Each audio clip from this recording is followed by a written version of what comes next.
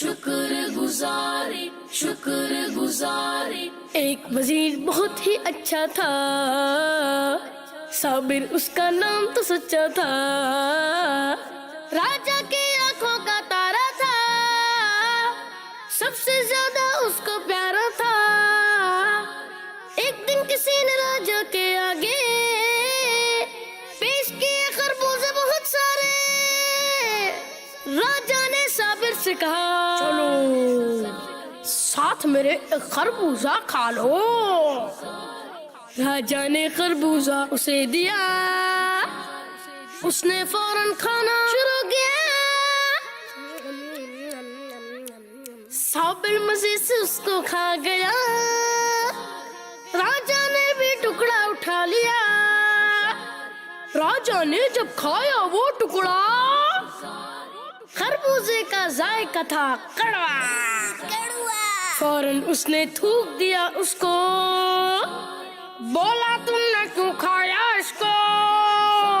صابر بولا آپ کا تحفہ تھا، کیسے بولا میں اس کو نہ کھاتا.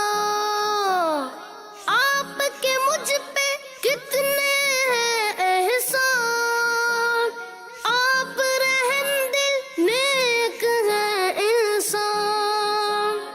ایک کڑوے خربوزے کے پیچھے آپ کی ناشکری کرتا کیسے.